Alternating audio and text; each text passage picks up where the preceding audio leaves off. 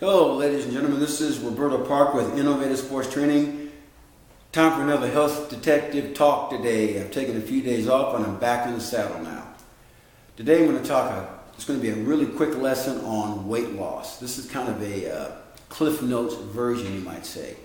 But let me just say this about weight loss and fat loss. It's really important that you get your cortisol levels checked, your insulin checked, your A1C checked, and your triglycerides checked. Now with cortisol, most doctors are not going to do that for you. Come to Innovative Sports Training Facility here in Blue Springs and I'll take care of you. Or we can even work long distance. I can have a lab sent to you, a lab kit, and you can do your own.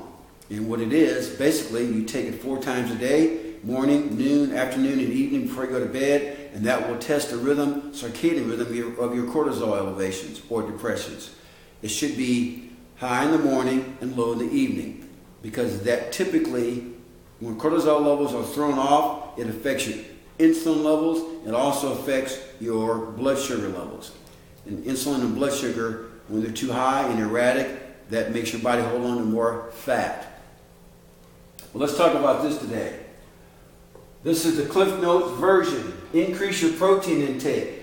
Why? Because that helps to reduce your appetite. When you eat more protein, protein is the highest satiety macronutrient, meaning that when you eat more protein, it tends to curb your appetite.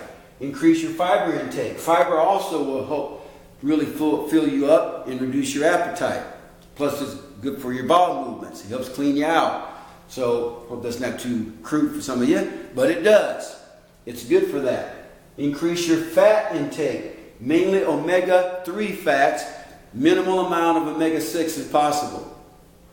And even good plant sources of fat like avocados and olives and those sort of things. Good fatty fish in terms of animal sources. Restful sleep. You've got to get quality sleep, guys. If you have a hard time sleeping, it could be because you're stressed out either mentally, physically, something going on chemically, something going on biochemically or nutritionally within you. Once again, I can help you determine maybe what that is. So give me a call or text me or email me. Exercise. Now, believe it or not, you can exercise too much. I've said it before in my other health detective talks. You want to exercise at minimum twice a week. Now, what you can do also, you can have one day where you really kick your butt a little bit and another day that's more of a light, relaxative, restorative type of exercise. So maybe something like Pilates or yoga. Once again, it all depends on the person. That doesn't work for everybody. So if you're really having a hard time with your body fat, so don't do too much exercise in terms of every day of the week, really trying to kick your butt, because all you're going to do is elevate your cortisol levels once again. They're going to be high chronically, and you're going to have a hard time keeping the weight off, especially you females, you ladies out there. Women have a much harder time losing weight than men do when cortisol levels are like this. Be active. Now, you can be active every single day. My advice to you is try to get in 5,000 to 10,000 steps a day. Buy a little pedometer, put it in your waistband or something, and trace how many steps you take. 5,000 to 10,000 steps a day is best. Instead of parking right next to the store, when you go buy groceries or whatever, do your shopping, park in the back parking lot and walk. Walk up and down the stairs more. Take the stairs instead of the elevator when you go somewhere like a department store. Just little things like that. When you go to the airport, walk to the next terminal instead of taking the floor escalator, whatever you call those things. I forget what they're called now, but anyway, you know what I'm talking about. Walk. One of the best things you can do as a human being is to walk. Okay, now over here, things to avoid. Grains, stay away from them. 0 grains. In particular, if you are having a hard time losing weight, stay off the grains. I don't care how organic it says it is. I don't care if it's some ancient Roman, Egyptian stuff that they use, that's stone ground. Grain is grain. It has a bad effect on your insulin. Okay? Not to mention, it makes the stuff called, creates lectins in your body. Lectins will give you bad gut issues. It can cause leaky gut. Not good. So stay away from grains. Stay away from sugar. Now, I know what you're thinking. Fruits have sugar. Yes, they do. And I recommend eating fruits, especially getting back to the fiber intake. Things like dark berries. But stay away from processed sugars. Stay away from granulated sugars. I don't mind sugar, a little bit of sugar in fruit, because that comes with fiber.